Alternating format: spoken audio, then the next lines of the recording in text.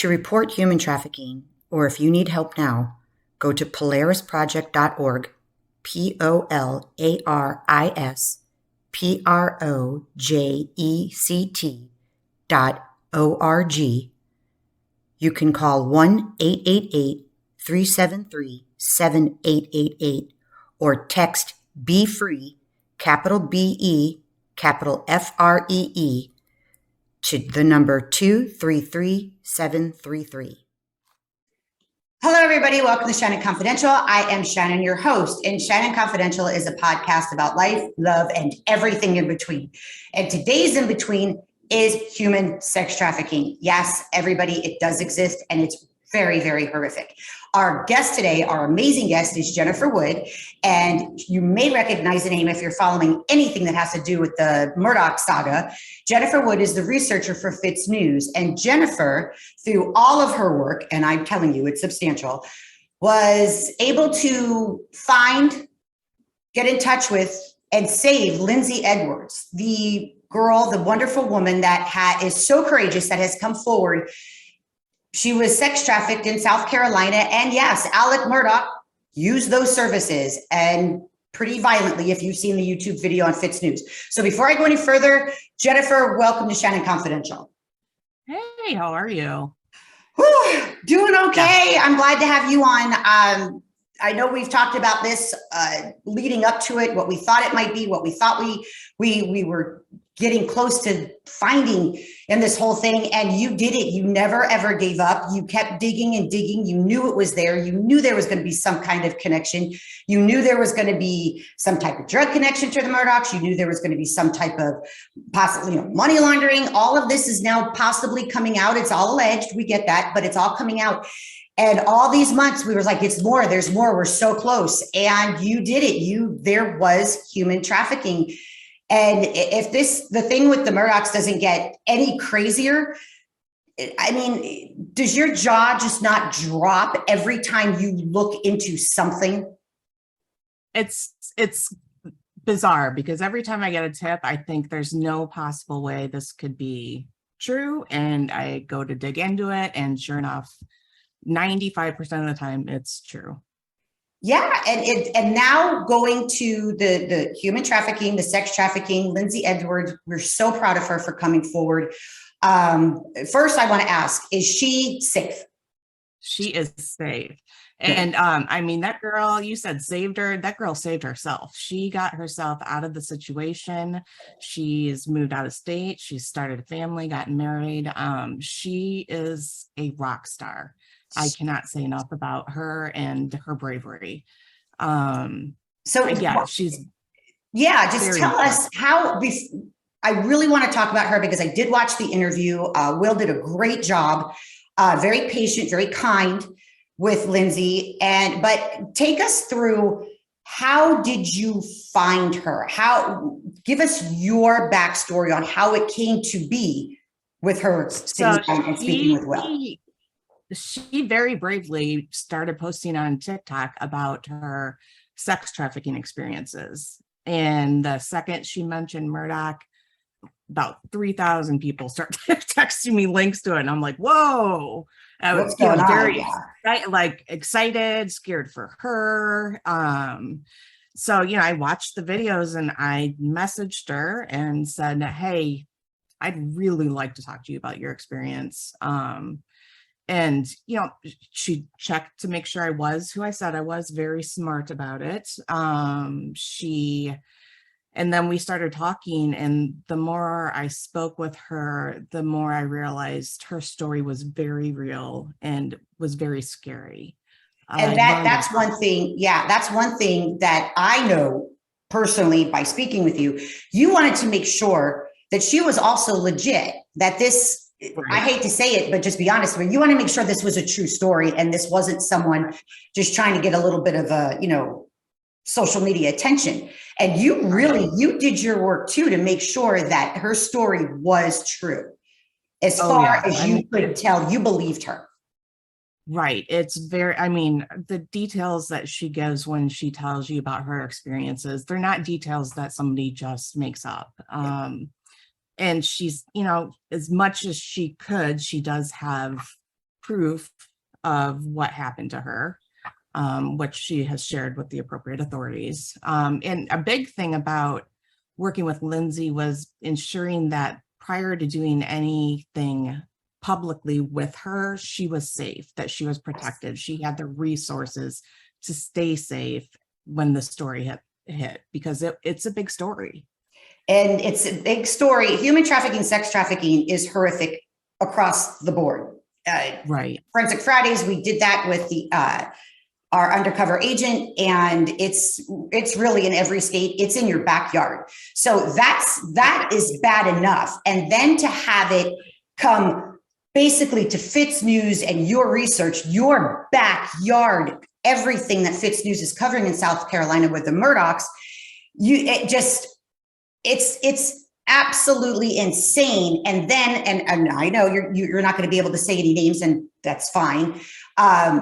But that's why her safety was so important, because there's some very powerful people that are allegedly involved in all of this. Yeah, I mean, it was extremely important to us that we knew that when we published the video and the story that went along with it, that she was protected. So it was, I mean, that was a process in and of itself. And then getting her ready mentally for, telling her story, which, I mean, like, I'm still in touch with her. I will stay in touch with her, which was a big deal because she's reliving some of the worst years of her life and the worst experiences that she's had. Yeah, I know. You would think, especially now that she's come forward, and it's so courageous. And anybody out there, if you are trafficked in any way, or you know more about this story, or you have your own story, please contact us. I'll make sure the graphics go up that you can reach us, and the hotlines for you to call. We'll help in any way to help get you safe.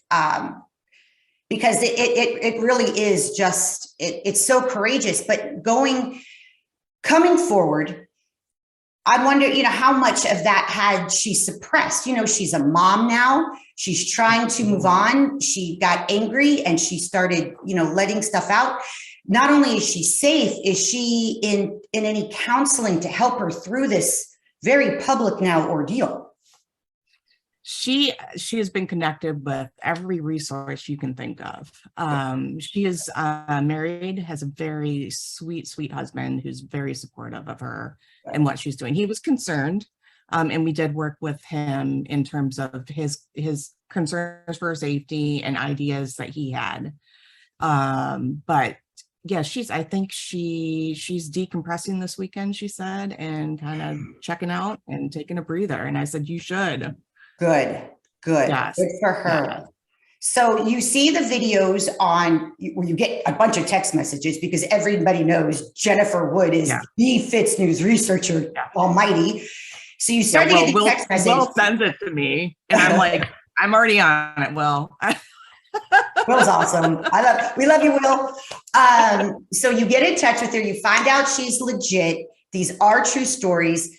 I watched the video. Everybody, if you haven't watched the interview that she did with Will at FITSNews, it's on YouTube. I'll make sure underneath this podcast in the show notes will be links to everything FITSNews, the YouTube video. It's compelling. And I know you spoke with her. Like, I just can't imagine you were so intricately involved in talking with her, preparing her to tell her story on camera. What was that like? For me and for Will as well, we wanted to make sure that people knew this was more than a Murdaugh story. Clearly, the hook, what's drawing people in is the fact that Alec was one of her customers, or what, but we wanted to make sure that the story was told from the perspective of, this is a real problem. This does happen. This is not uncommon. And the way she told her story was fascinating. And I wanted to make sure people understand how people get pulled into this, how they get stuck in it, and what she had to do to get herself away from it. So that was a big part of just, trying to make sure that the questions that people were going to have while watching it were answered. Yeah. And what, and in our conversations, what people need to realize is She was a young, innocent girl, meaning she was just innocent to the ways of the world. It doesn't matter what she was doing for a living. People can dance in clubs. There's no disrespect in that. Everybody has their livelihood, and that's fine. So don't judge her. Don't judge her, first of all. But she's a lot of us that were watching the video, we're older now, so we're listening to her story with an older mind, going through mistakes in life, growing up. So you have to understand, she's telling what happened to her when she was much younger and much more innocent to the ways of the world. And I'll tell you, when I was 20 something, even though I thought I knew everything, I assure you, I did not, even though, part of me doesn't really want to admit that. But, so you have to keep it in perspective where she's coming from telling the story. She's a much younger version of herself in a place where she lived that maybe she wasn't as versed as maybe some of us out here in the world. So just, I just ask that everybody not be so judgmental and cut her some slack. I don't know if I could have been so courageous to expose the very, very private part of my life if that had happened to me. So I think everybody should just take a step back and show some respect for this wonderful, courageous woman, and just give her some peace. Don't stop like trying to rip her apart on social media, because I just don't think I think she told her story for the greater good, which was, she didn't get anything out of it. She had to travel to South Carolina to do the interview with Will. She didn't ask us to pay for travel expenses. It didn't even occur to her. Like, she was like, okay, I'll be there. And I'm like, hold up, wait. I feel like we should at least get your hotel room. Yeah. But that just hadn't even, how innocent she still is.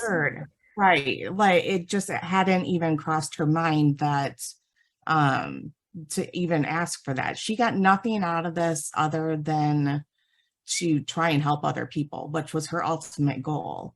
And I look at myself at 20 and I was a hot mess. I was in college, but I was a hot mess. I could see myself getting dragged into something like that just as easily. 20 is 20.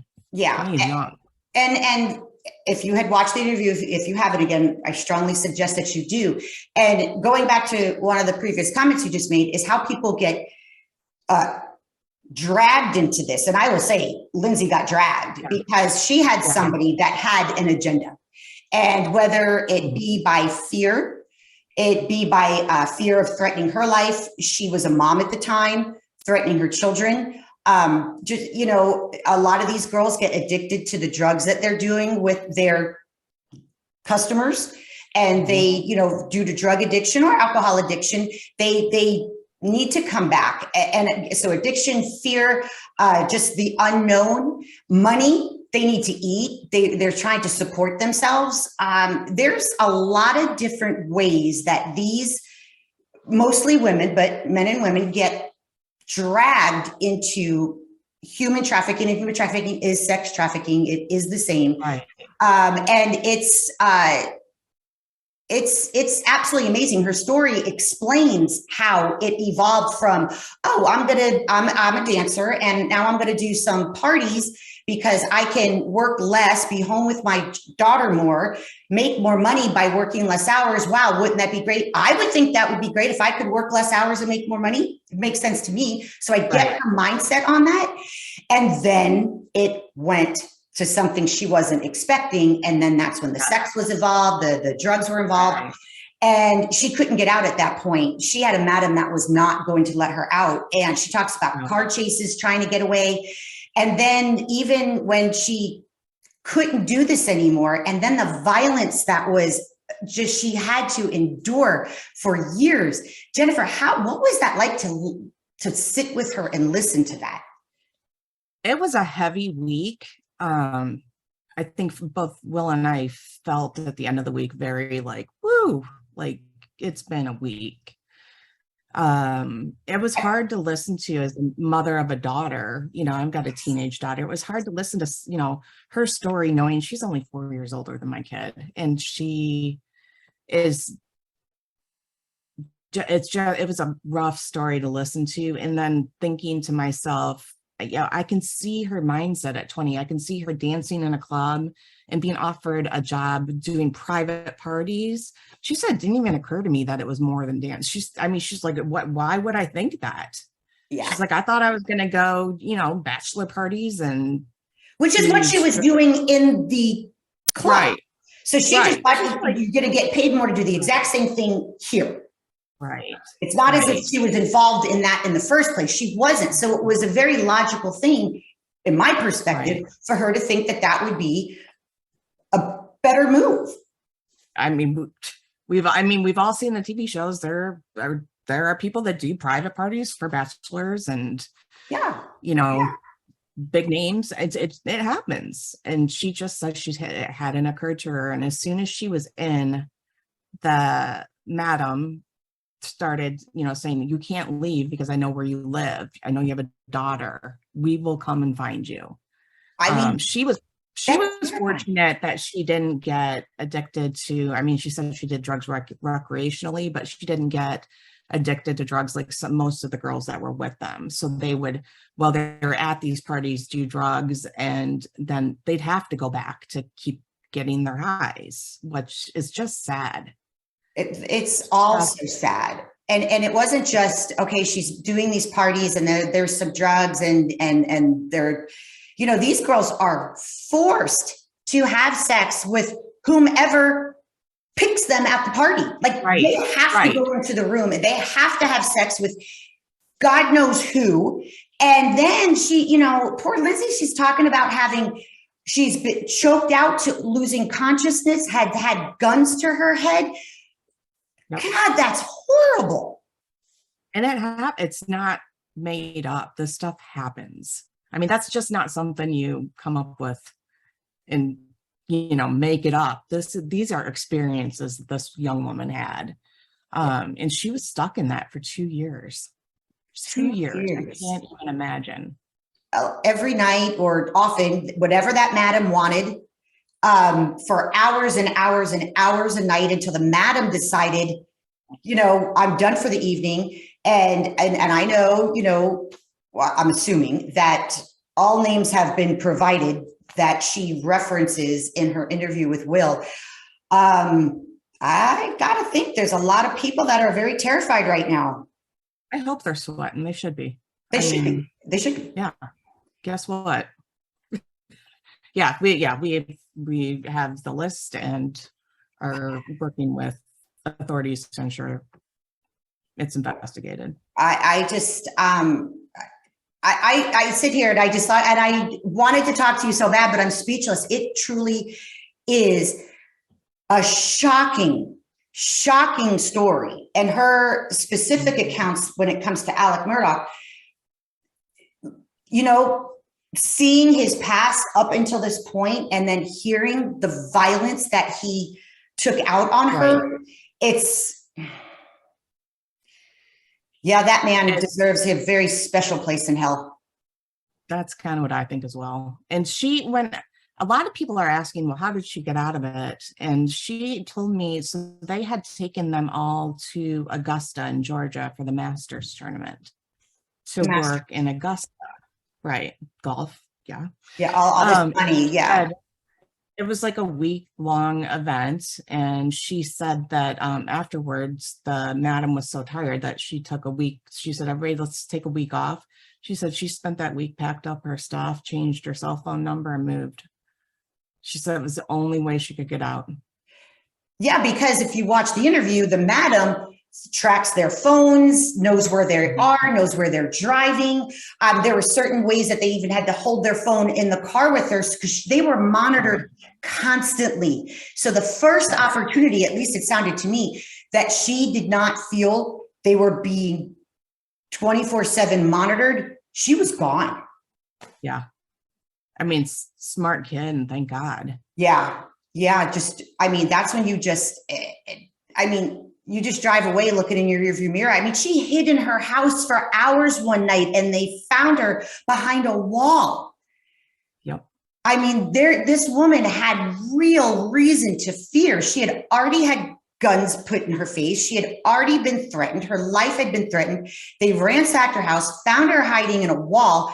she finally gets into the car to drive, you don't just think, oh, well, you know, I'm out of here. No, she probably was terrified for a very, very long time before she realized maybe she got away. Yeah.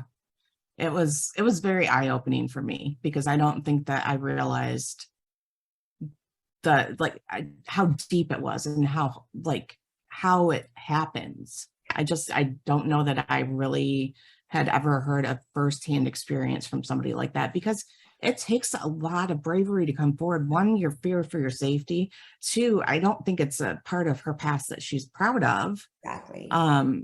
And it's just, I mean, so you don't hear these kinds of stories firsthand very often. And that was going to be my next question for you. And I'm sure you had this conversation with Will. When you are hearing it, you are face to face with a victim of horrific abuse. Mm-hmm. And to see that, it's one thing, you know, we see everything in movies and it's just done and there's like some kind of glamour to it or whatever, but you're in front of a real life human being. And that had to be so powerful to your psyche. And to Will, I have to ask, have you gotten any help? No, actually, no. Yeah, you probably have too much time researching.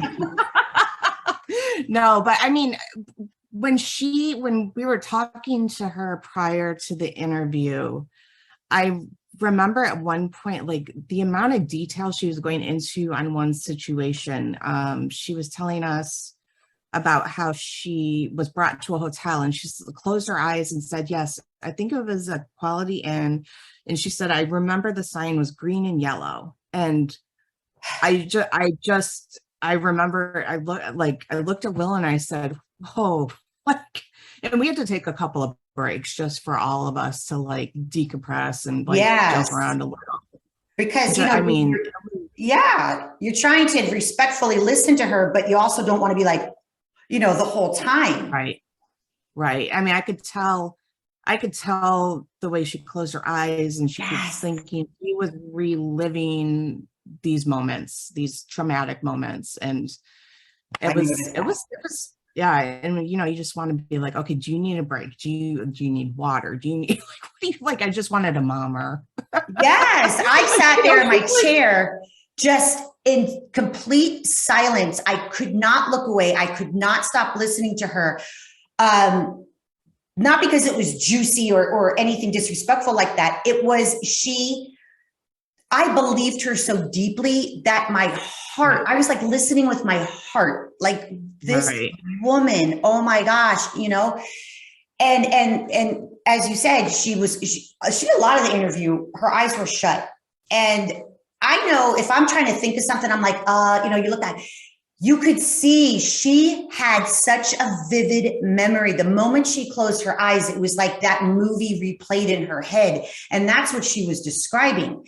And oh gosh, and I remember after I, you know, texted her to check in with her and sent her a link to the video ahead of time to watch. And she said, my eyes were closed a lot. And I said, girl, nobody cares about your eyes. Like that was the real part. Right. I mean, she was worried about it. And I was like, I'm pretty sure, I don't think anybody's going to be even focused on that. They're going to be focused on your story, hon. Yeah. And I have to give a lot of credit to Will, because she had been trafficked and abused by many, many, many men.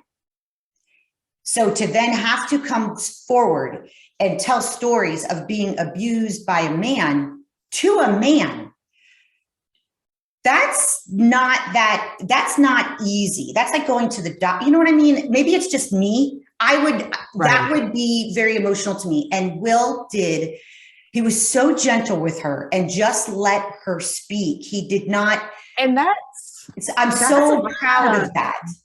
Yeah. I mean, that's a lot of people have a lot of preconceptions about Will, but that's one of the things about him. That is how he is. Like, he's very thoughtful. He's very kind.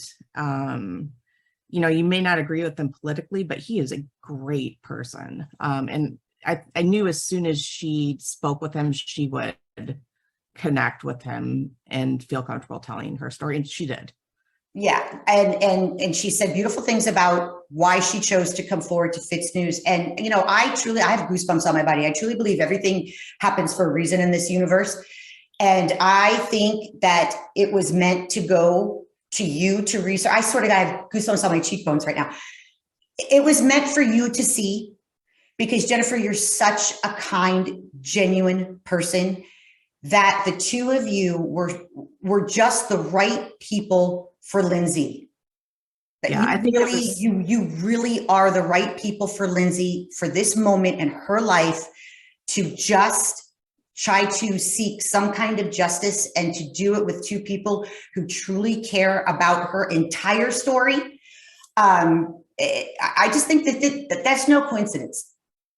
Yeah, I think I mean, I say I want to mom her, but like, she is a 28-year-old woman, and she is strong, and she is brave, and she is going to do some amazing things with her life. Like, I see so much promise in her, and I'm so proud of her. I told her, I mean, I don't know that most news outlets would do what we did in terms of ensuring that she had the resources prior to publishing the interview and connecting her with the people that we connected her with.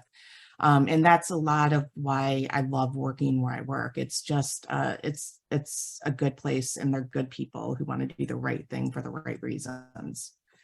So yeah, it was, yeah, I was really proud of, I mean, Dylan doing the camera work and Will doing the interview as well as he did. And it was a rough week, but I came out of it feeling very proud of the work we did. And yes, and this was her moment to attempt redemption, justice, making people pay for the torment, the abuse, the fear that she has endured for so many years. How was she after the interview? I think she was good. I think she was exhausted. She went back to her hotel and said, I'm going to go to sleep and take a good night and drive home to my family tomorrow. I mean, it was a long day, but I think in the end, she felt good about her decision. And I think it's huge that her incredible husband supported, knowing her backstory.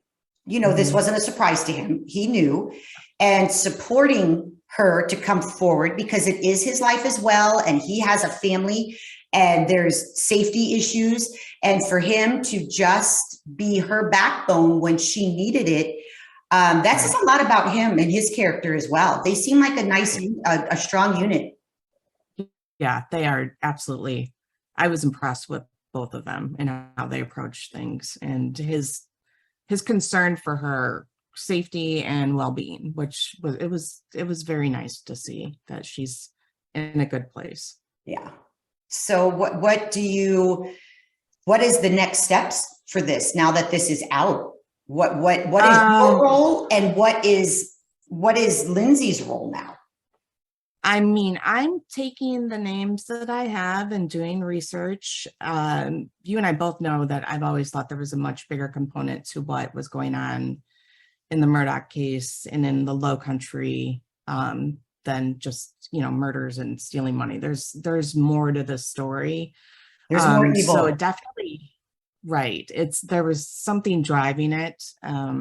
So I'm taking the information that I have, and I'm digging into it to see if I can find connections and figure out what was really going on down there. Yeah. Everything, she's working with the appropriate authorities to further the investigation. She's had tons of news outlets request to interview, but I think she's kind of fried. So she's taken a step back from it, and we'll reevaluate. I think when USA Today reached out to her, it was like, whoa. Yeah, it's big. It's big, especially if those names that are alleged are found to be fact. It's bigger than big. Yeah. And like she said, what I really want is to see the person running this trafficking organization brought down. She's like, I don't care about the people purchasing the services. She said, and it reminded me of when I look at drug investigations, how they, you don't want to see the dealers get taken down. You want to see the people trafficking drugs in get taken down.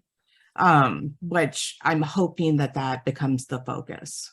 Yes, because this woman this monster, was doing it for a significant amount of time before Lindsay fell victim to her. So this woman, right.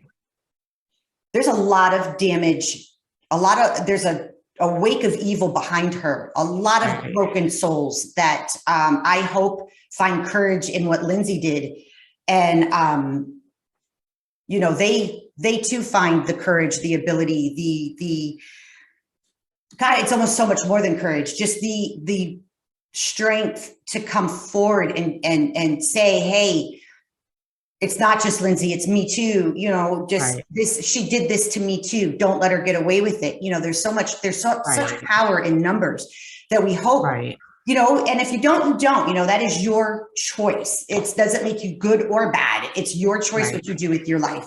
But just to know that, Jennifer will, she really cares. And if you want to come out, if you want to come forward, and even if somebody has a story to tell and doesn't want their name out there, I get that all the time where, I have a story to tell you, but I can't have my name connected to this. Just because you don't want it to go public doesn't mean that the information can't be useful or that we can connect you with the right people. Right. I mean, and even like, I worry about the people that were involved and haven't gotten the mental health resources to help them cope after. Yes. I mean, it's like you said, it's a wake of evil, and whoever's caught up in it, I hope and pray that they are getting what they need. And if they don't have it, will help. I mean, yes. And again, every link to the different organizations that help with human trafficking and contact information will be underneath the podcast in the show notes. It'll be a click away to try to help you. And you said something going back a little bit to the Murdaughs and their wake of evil. You had always thought, and I mean, Jen, I just bonded to you immediately when we met many, many months ago over, Stephen Smith and what and that's where our connection was. And just seeing this go from, I think there might be drugs involved in this whole big saga. And then there was, and I think that there might be possibly money laundering, and there was. And then I think that there's trafficking going on. And now we know through Lindsay, she was, which makes me think, I'm just going to throw out there, it's all connected. There's too many things for it to be coincidence. I mean, even in June, he was in, Alec Murdaugh and Eddie Smith were both indicted on drug charges. So, that I was just thinking the other day, those drug charges dropped in June, and then they dropped the murder charges in July. Everybody seems to have forgotten about the drug charges. It's just like, poof, it's gone. Yeah, like, oh, they're dropped. Okay. Next, short-term memory. Everybody got squirreled, I know. These people are evil. I know. So, those hit, and I was like, there they are. Like, here it is. Like, it's in black and white in front of me. The murder charges were surreal, but for me, to see the allegations of the drug, I think it was drug manufacturing, in black and white, it was scary because I was right. But then I was, I was like, whoa, thank God. Like, somebody else is seeing this besides me. I keep saying, am I crazy? Thank you. No, that's why I love bouncing things off you, because you're the only one that doesn't go, Shannon, that's a little far-fetched. You're like, well, wait a second. Well, I heard this. Well, this is kind of making sense now. Right. And I do think the more information that's coming out, the more a lot of the stuff we already had makes sense. So like I'm finding myself trying to make time to go back and read through older documents that we have, because suddenly they're things are clicking and things are making sense. And this is a much bigger story than, you know, money laundering and murder. There's just as if that's not enough. There's more than money laundering and murder. It's like, what? I mean, right. I mean, you just, the corruption, it's systemic, and it was long standing, and it was part of the culture. So I do think that this is just, I mean, my mom at one point was like, well, what are you going to do when the Murdaugh stuff is over? And I laughed because, you know, I've got a list of things I'm working on, and it's a mile long, and the Murdaughs are only one item on it. Because their corruption opens another door for another investigation that when Alec is long gone, that is still going on. Yeah. I mean, Alec's criminal stuff might be in, you know, a halftime. We might be halfway through that, but I think we have a long way to go in terms of criminal charges and corruption. And I think it's going to be a very long road. Yeah, because there's a lot of people trying to cover their ass right now. Oh my God, what do they know? Is it my name they know? I've got to be making up excuses. Do I need an attorney? Yeah, you should be scared. You should be shitting your pants because it's coming. Yeah. It's coming. Yeah. Yeah. I always say, welcome to my list, so-and-so. Yeah, you don't want to be on Jennifer's list, and it's a hardy list. It's long. Yeah. So in terms of what am I going to do after this? I don't think that the Murdaugh case is the end of it. I think we're looking at systemic corruption, and the investigation is going to be long term. And I'm hoping the end result is a much cleaner version of the way that the justice system works. I mean, I hope. They need to just dismantle it and start over, because at this point, who can you even trust? Is that even a word you can say in South Carolina? Well, I mean, yeah, somebody was like, well, have you been to Hampton lately? I'm not driving to Hampton right now. No. Yeah, I know. You'll have to like wear a wig and glasses. Use my alternate ID, my alias, Daphne. Daphne. Oh my God. Like show up in like a little van with flowers on it. Yeah. I mean, it's going to be a long road. And I mean, part of why I love working with Fitz is they aren't afraid to call it out when they see it. I mean, immediately he's like, oh, hold up, we're going to get into this, which is great, because I think that's what's needed.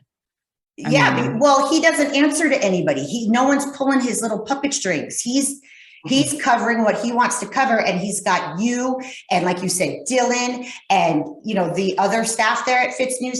I've met most of you, Liz, and you all are fascinating people. Real, you're kind, you're genuine. You are so good at what you do. That's why everybody in South Carolina should be very, very scared, because Jennifer is not going to stop digging. I promise you that. And you're a remarkable woman. I love all of our conversations. And I love that you listen to my wild theories and you don't call me crazy. Listen to my wild theories. I'm like, is this possible? And how many times do we go, holy shit, this is coming true. Yeah. It's I think we're going to see a lot of very interesting things in the future coming out of this case. I'm just waiting. I'm waiting for the judges to be held accountable, because that's a big deal. It starts at the top, and it has just bled through for so many generations. It's not just one judge. It's years of this, years of alleged police officers abusing these rings. It's years of attorneys. It's years of different government officials at very large levels. I mean, that's just South Carolina. That's not who was utilizing these services at the Masters. Right. You know, it's just years. And I remember when she out told now, me, but you know, this is still going on. yeah, and she told me about the Masters, and I was like, that's in Augusta, that's in Georgia. They took her over state lines. Yeah, guess what? That's a whole new set of charges. Yeah. I mean, that was another moment where I was like, oh boy, like just wow. And I mean, I do think that's one of the things that I remember when we lived in Indianapolis, the Super Bowl was hosted there while we lived there. And they did a lot of reporting on human trafficking and how it increases when there's a big event in town like the Super Bowl and what to look for.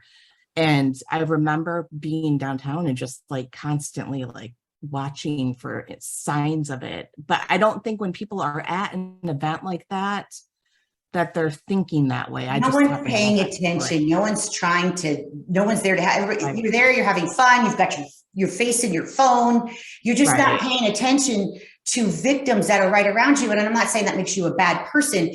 I think, and this is my opinion, so many people do not realize how huge it is that if you don't realize how huge it is, why are you're not paying attention? If you really understood how big of a problem human trafficking is, and it's not what you see in the movies, it's actually just simpler. It's simpler than that. You'd notice a lot more. It's like one of those things you can't unsee it once you realize. I mean, I don't know that I'll ever go to an event like that without having that in the back of my mind, but I think that that's a good thing. I think that we need to be aware and we need to be prepared to, speak up and use our voice if we see something we don't think is right. Yeah. And this is what shocked me when I did the Forensic Friday episode on human trafficking, that it is the Super Bowl. It is the big money-making events. It's not human trafficking.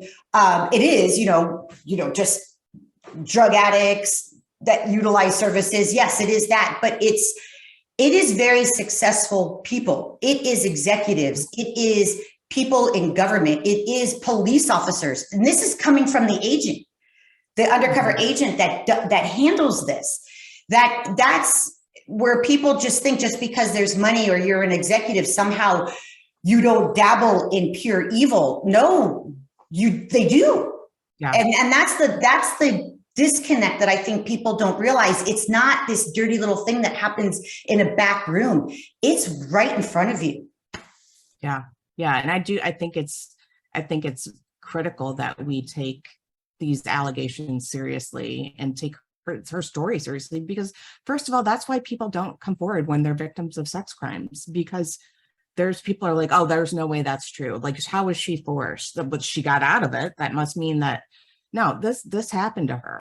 And even if not every time, she wasn't upset about every client that she had, the fact that she couldn't walk away from it means that she was forced. Yeah. Well, they threatened her. Yeah. And again, she had a child. You're a mom, I'm a mom.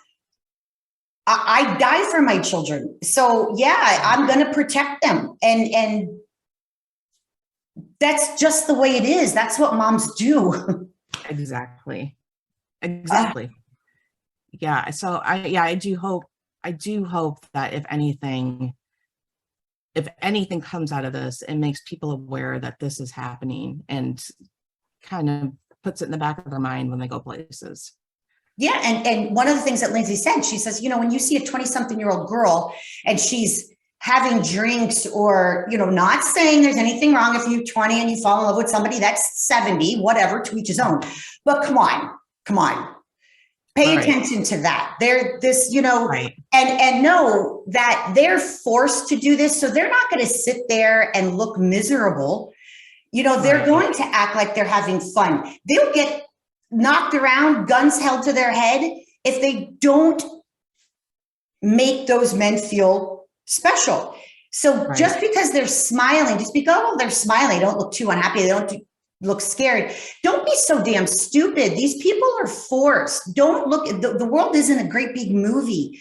There's pure evil out there. And if staying alive meant you had to smile while you know, get all snuggly with some gentleman you don't even want to be anywhere near, that's what you do when you're scared.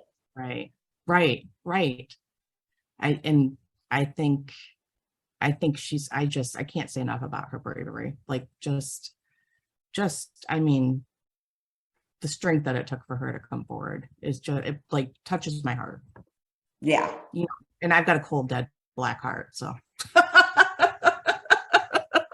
Like I said, Jennifer, you're pretty honest, so you're real. Yeah, it's kind of hard with the stuff that you've had to uncover over these past years.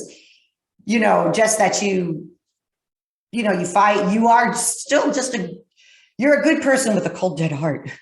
Yeah, cold, dead heart. No. I mean, it does take a lot to impress me in terms of, you know, strength of character, and wow, she did. I mean, she is, an amazing individual. And her family, again, you know, great, you know, the support from her kids, her husband, just you know, you hate to see anybody hurt or abused or damaged in any way.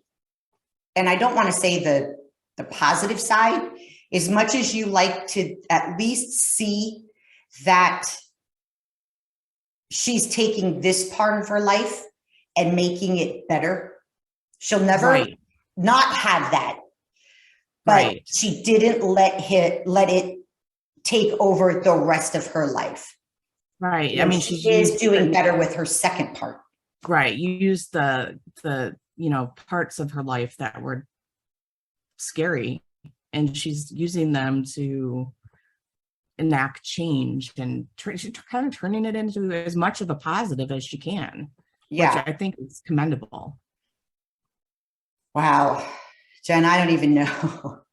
I was blown away just talking with you about it. I couldn't imagine being in your shoes, having the conversations directly with her. I was extremely moved through the process, listening, and then, but you take it for yourself. Honestly, Jen, I think, you know, it wouldn't hurt if you did some decompressing if possible.